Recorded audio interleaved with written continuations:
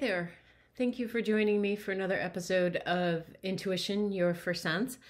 This is Vicky, and this last week I heard the song because the holiday songs are coming up, and I found it fascinating that I did not have an episode recorded for this week. I totally miscounted the number of episodes I would need for December and didn't have one done, and I thought, I'm going to let Spirit tell me what the message is this week. What is the topic? And I was driving along listening to some holiday music, and Home for the Holidays came up.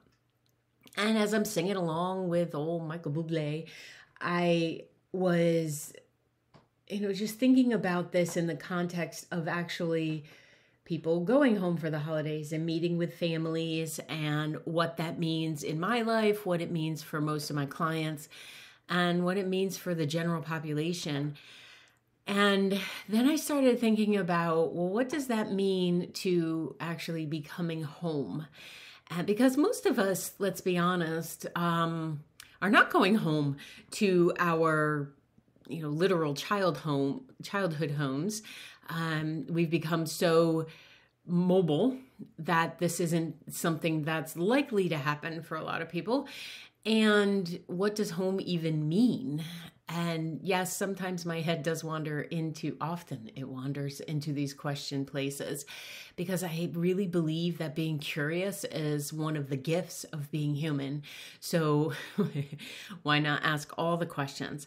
And then I had this most amazing flush of energy run through me, which is often an indication of my own heads up from my guides, from Spirit, from angels, that I joke and say incoming, so there's a download about to happen. And when that happens, when I experience that, I really pay attention, and you might want to do that for yourself. Often intuition will give you a physical response or an experience before the information drops in. It's just that we're often so busy, we kind of miss those things. I've become very tuned to it, because even when I'm working with a client and we're in the midst of the pretty practical part of coaching, where we're talking about goals and intentions and what do they want to create, I'm still scanning for the intuitive hits to make sure that I'm providing a full service, to make sure that I'm meeting my marketing points of, you get an intuitive coach with me. And oftentimes what will happen is I'll have these whooshes of energy that go through me, or my ears will get really hot, or there will be an indication of even a discomfort in my own body will help me know if the person is experiencing one in theirs. So this was happening as I was driving along, and I had this whoosh. So I turned the music down and it tuned into my own auditory process and was listening for the guidance that came up. And what I heard was invite them home. And I thought, okie dokie, who am I inviting? And do I have to cook? What does this entail? And because I wasn't thinking about podcast subjects or anything of that nature, or even writing or doing my blog or anything, I was thinking about the idea of home. And so I asked some clarifying questions. What is this relating to? Is this something that I need to get on right now? How is this pertinent to people? And what do you mean by invite? So with that, if you get really good at having a dialogue with Spirit, it does work this efficiently. You have to put the work in. There's no magic wand to any of this. But this is an example of putting the work in. I'm driving anyway. It's not like I have anything else to do at the time. I have to pay attention to being on the road. I may as well ask the questions and receive the information. And yes, keep your eyes open so you can see where you're going. So when I heard invite them home and I asked all these questions, the rest of the message came in of invite them home to themselves. And so that's what this podcast episode is about. It's about inviting you home to yourself. And the idea of honoring and respecting who you are deep inside of who you are, to that place of a feeling of home. And even if you've not experienced this in your physical lifetime, I believe we have that innate connection that GPS wise, from a soul level, directs us inward to our home. And that home being the connected space of soul and being the whole person that you are. And oftentimes when people are passing and they're in that transition period and people say, well, they're tired, often the statement is, I want to go home. Well, where does that come from? Because even the people who don't profess to have any kind of deep spiritual or religious connection will say that. And they'll say, I want to go home. Well, it's a knowing that we all have within us that is pre-installed, if you will, at the soul level, and gives us a feeling of peace, of acceptance, of love. And so what I'd like to do is take the message of spirit and extend it to you and invite you to come home to yourself, to drop deep inside that place that is your true home. It's where you can rest. It's where you have say of who you are, and you have choice, and you hopefully are rooted in the connection with divine and the divine of yourself. And it's when you have that connection, there is a sense of relaxation that happens for your physical body. So the soul sends the message of, you remember this, right? This is your home place. Well, we don't only have to experience it in the non-physical. We can experience it here in everyday life. And when you know of this, you can start to practice it. And then you can have both the experience of being joyfully human and the experience of being eternal soul. And that's, I think, where the relaxation comes in.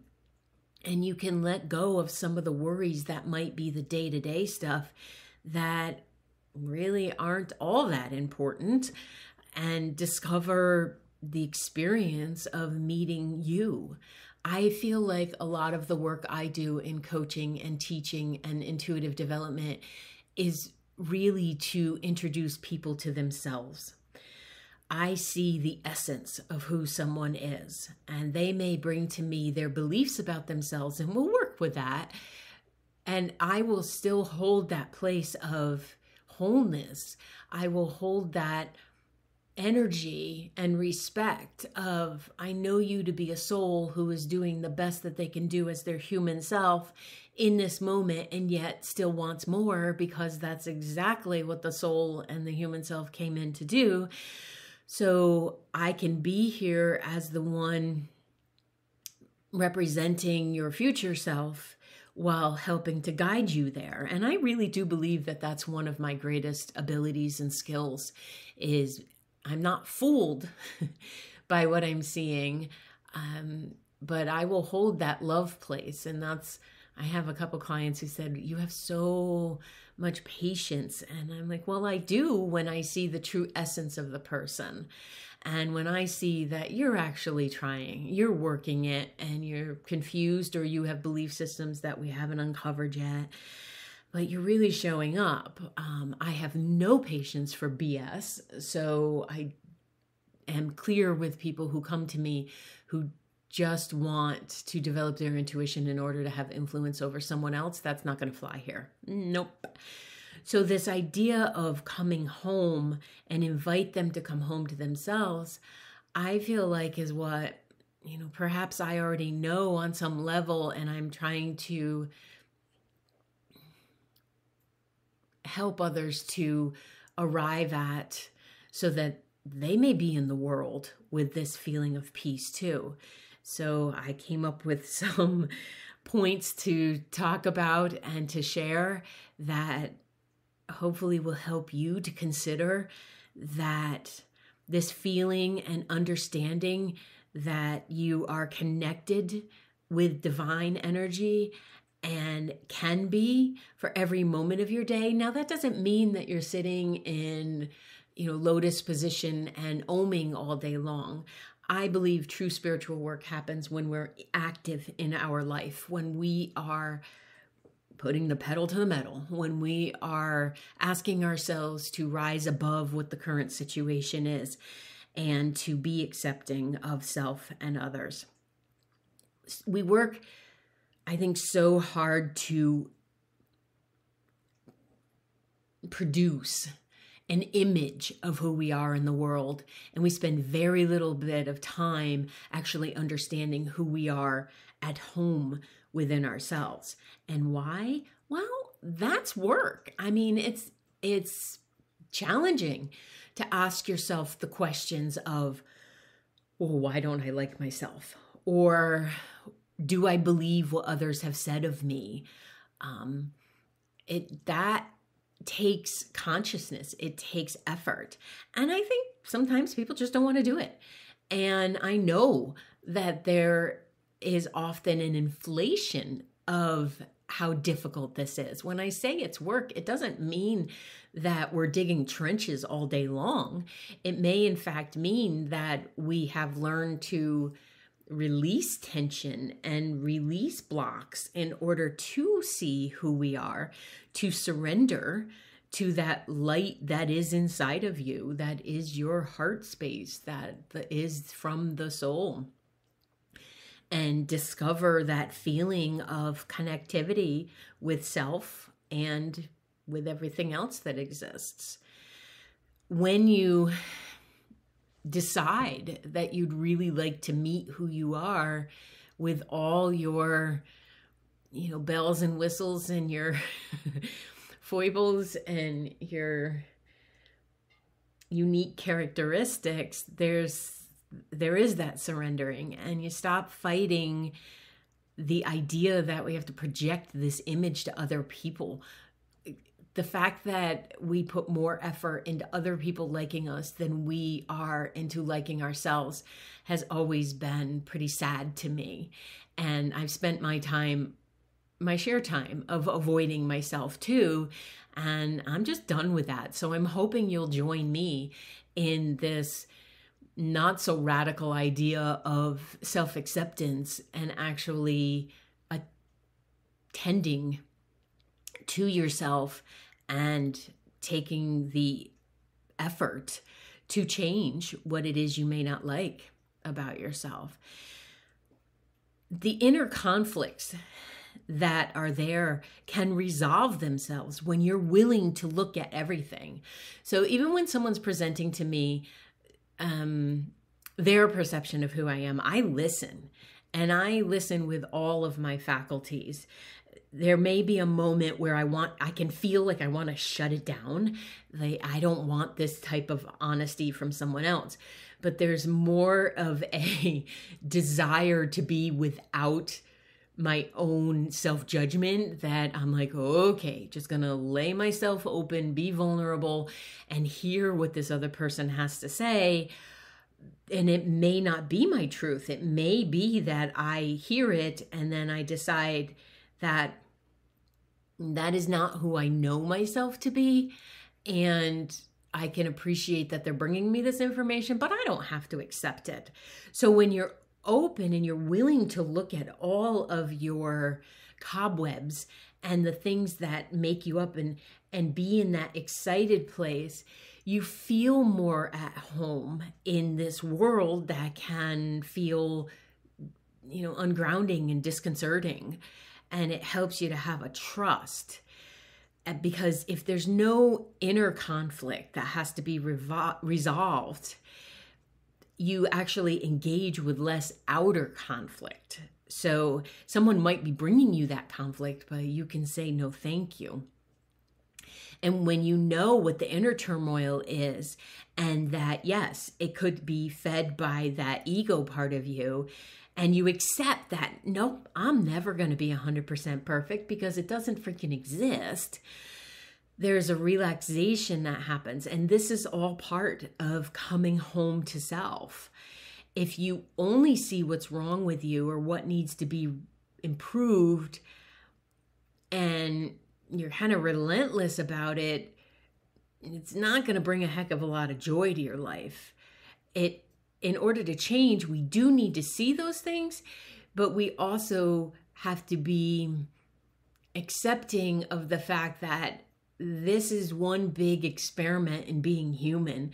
And the more we're willing to, blow a few things up or have an experiment fail or have a hypothesis be total bunk, happiness can follow, right? Because there's a relaxation around it. There's a knowing that I have a divine intelligence within me. And when I'm home in that, when I'm in a place of joy about actually being able to try things, to be curious about things, there's this intelligence that knows what challenges are and actually gets excited about them, rather than being miserable and constantly pointing out to others and self what's wrong with you. You get to start looking at what is supported, what is light, what is love.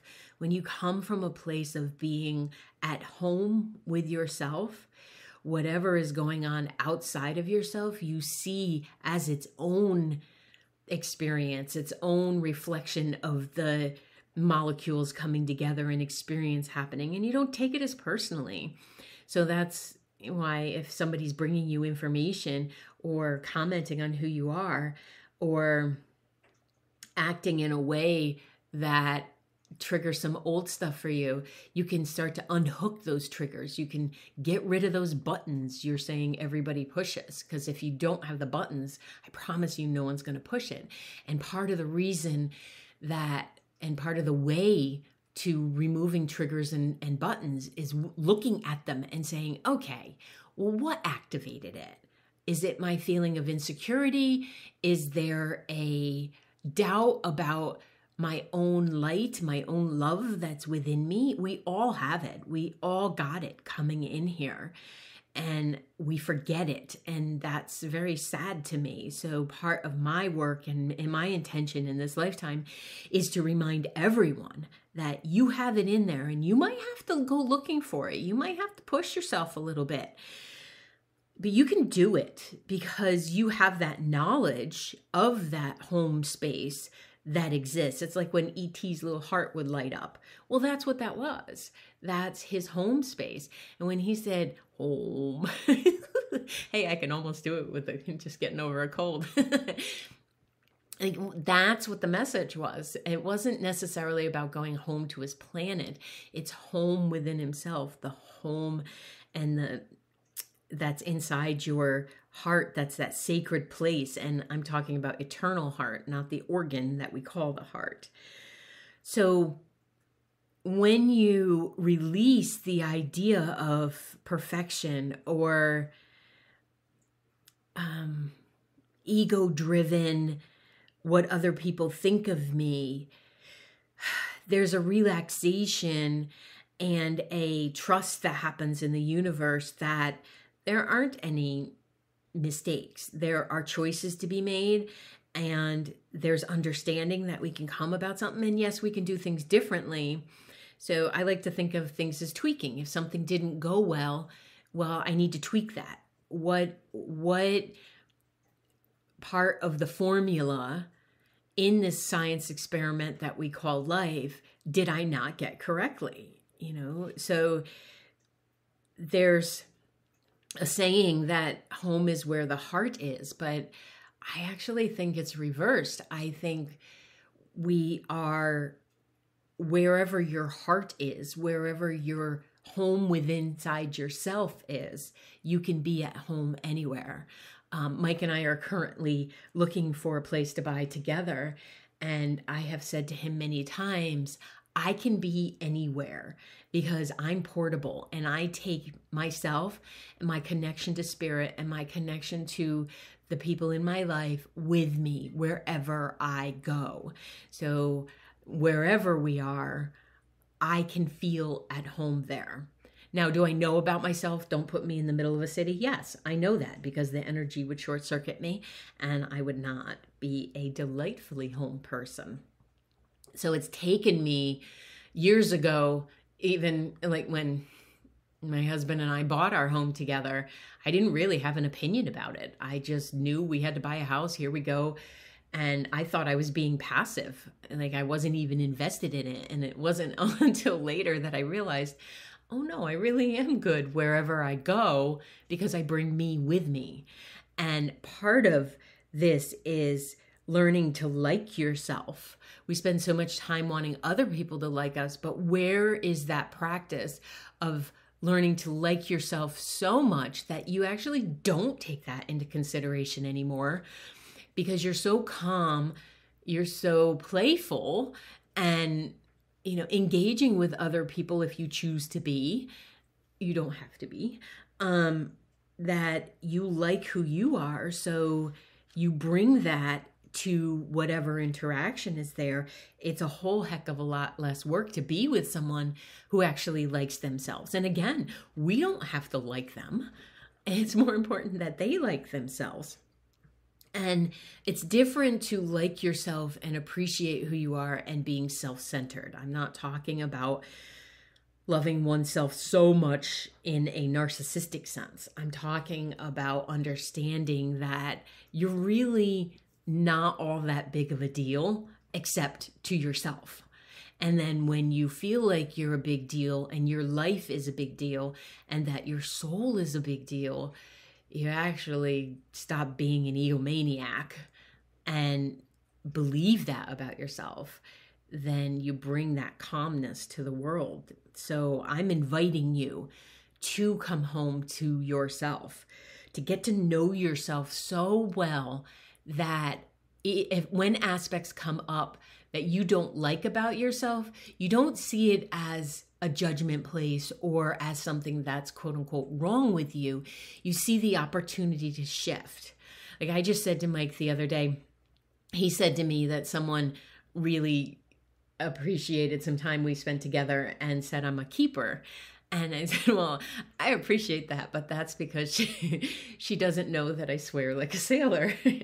And he's like, you do not? And I said, I actually do. Okay, I don't get into the really rough language, but my go-to in expression will be words that I don't want to use because I think a sign of intelligence is using other words rather than four-letter ones. And I said to him, this is something that I've set as my next level of appreciating myself, liking myself, and honestly feeling like I can be with anyone and not have that habit of SHIT or DAMN, or the F one, and not have that come up because I don't know if it's just spending so much time with myself, but they have become my adjectives and I don't want that. I want intelligent conversations. There's a place for those things when you stub your toe or somebody tells you such amazing information and you're like, no, SHIT. Like there's places for that. But this part of knowing myself is recognizing when there's a little nudge in there or this discord within myself. And I could completely listen to him and say, oh yeah, you're right. But I know that's not true. I know that those words come out of my mouth way too often and I don't like it and I'm shifting it. So that's one of my intentions. But that's also an example of coming home to where you live deep within inside of you. I have to like who I am.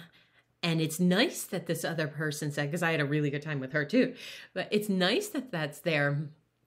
But it's honestly more important to me, since I spend all my time with myself, that I don't have this aspect that I don't like about me, that I honestly put the effort in to shift that. So that might mean that when I feel it coming up within myself, I simply close my mouth. And I don't let the word come out because it's just a habit. So it will shift in time. But can you see how this could be a place where I really judge myself and I really get harsh with myself? and create a resistance actually to releasing this habit. So whatever your habit is, let's surround it with some love. Let's surround it with some understanding, but also put in place what is the goal.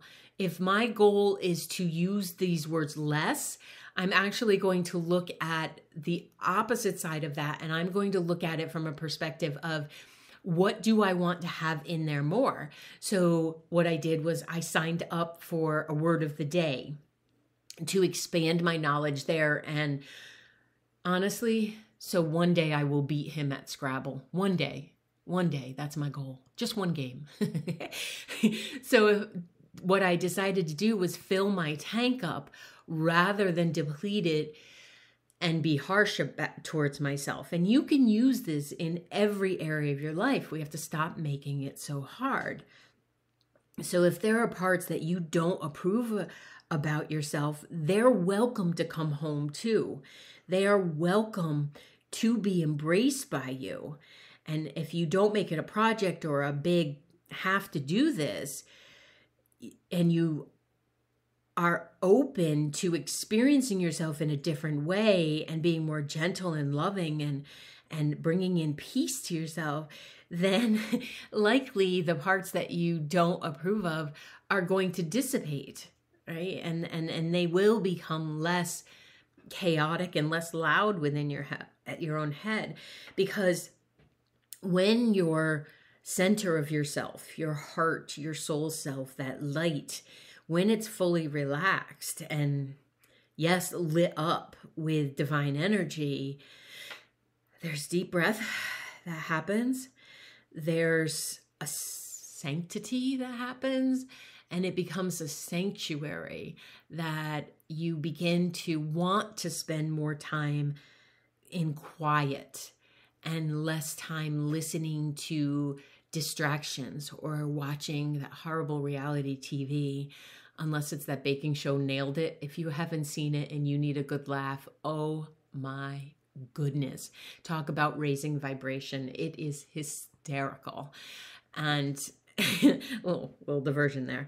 But taking the quiet time, you will actually start to, when you know this feeling of being at home with self, and you will want to create more space with yourself, the quiet time, the time for contemplation and asking questions, and recognizing that, yes, you have a story, but you aren't your story. You are a being of amazing capacity and brilliant intelligence and soul-lit love. And that deserves to be the representation of you in life, and not this list or this litany of things that you don't do well. So get rid of the story by acknowledging that, yeah, I have a story and I'm listening to it and I'm looking at it and assessing how I can shift into living rather than retelling my story all over the time. When you're looking at what you don't like, it will reveal what you want. And then this becomes a grounding practice. And this becomes a gift that you actually give yourself, of spending time with you and finding and allowing that uniqueness to come to light. I love the TikTok app for this. I'll say met, although we haven't met, so many amazing beings on there. And it just reinforces my idea that we are all here to contribute to a greater whole. And when we're doing that from a place of self-loving and acceptance and appreciation, we will then give out that energy too, and it will be a ripple effect. And I heard feedback from someone who had asked Mike at a get-together we were at if I knew everybody in the room, and I had actually not met any of them except for one person in the room. And he's like, nope, that's just Vicky. And at first I heard it, I took it in, And as recent as 6 months ago, I might have gone into, oh wait, was I too loud? Was I taking over? Was I being bossy? What was I doing? Oh my goodness. Like that would have been there. But this last 6 months, I've really been practicing this, inviting myself home, really embracing who I am and liking who I am. And liking that I can see the parts of me that I don't like so that I can shift them. So when this was told to me, I was able to receive it and think such gratitude towards this other person who I didn't even really get to talk to at this get together, but he observed that of me. Well, I have to believe that he observed it of me because he has that within him, right? So you better believe the next get together, I'm going to be over there getting to know him a little bit better. But I honestly went into this get together. Okay, it was the first time I was at a party in 2 years and I was really excited to see other humans. That was part of it.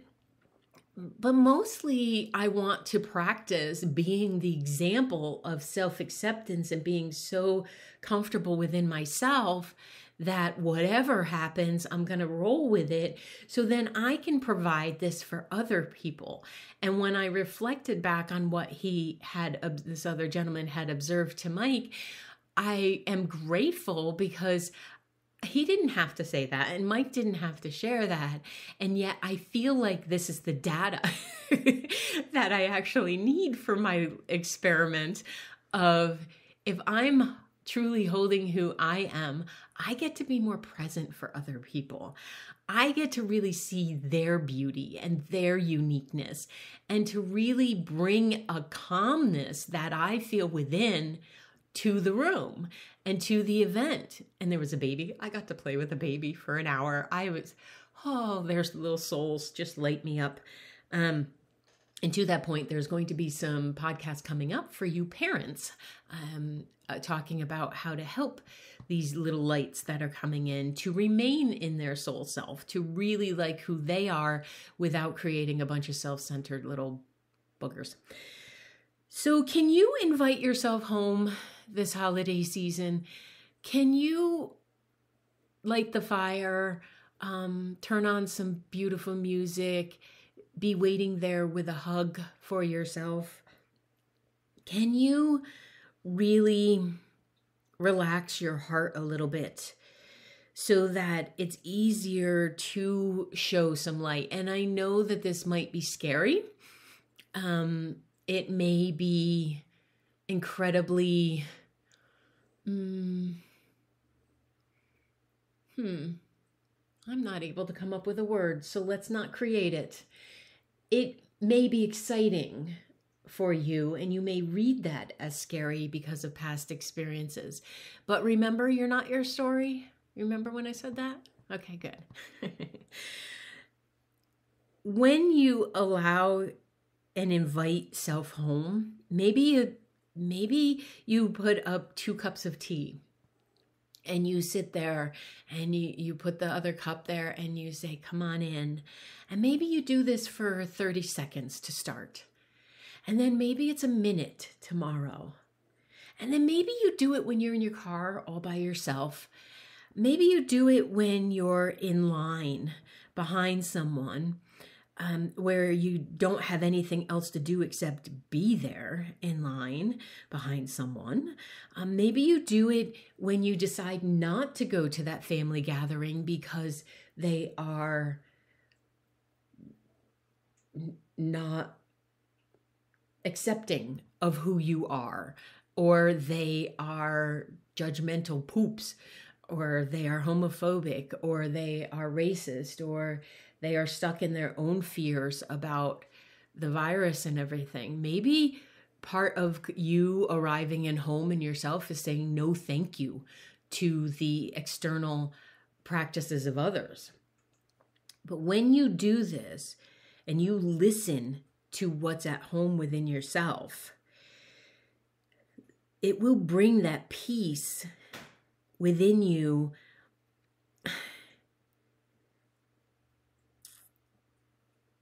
that might feel so different from what you felt before that you want to bolt on it, but please don't. Please sit there with your hands warmed by a cup of whatever your favorite beverage is and just breathe into it. Speak to it like you would a small child who wants to come home so bad but doesn't quite know how to get themselves there. You may end up falling in love with yourself. And related to that, you may fall in love with this world and with the experience that we're in, with all the other dynamic and diverse personalities. And you may just find that you are at home wherever you are because you have invited and embraced yourself to come home to you. This is my wish for you, not only for this holiday season, but for the entire experience of humanity.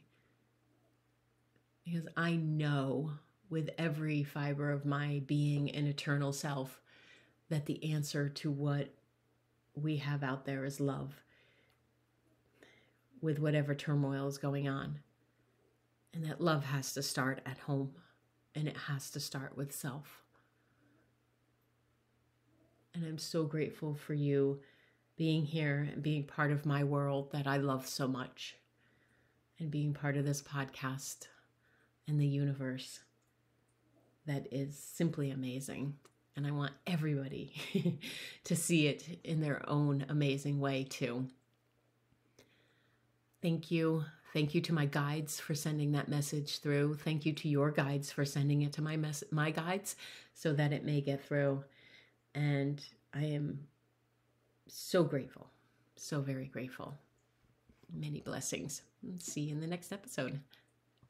Did you know that most people work with me as a coach because they want to move forward in their professional lives, and then they realize once we start working together that it's a whole person approach, and I am going to help them move through their blocks, their fears, some of the trauma they've experienced, and to create a much more aligned life. So many times I hear, this is not what I thought I was signing up for, and that's such wonderful feedback to have, because if you're signing up and working with a coach and everybody does it the same, are you really being seen as an individual? At Vicki Baird Coaching, I do it all as an individual, and I would love to work with you.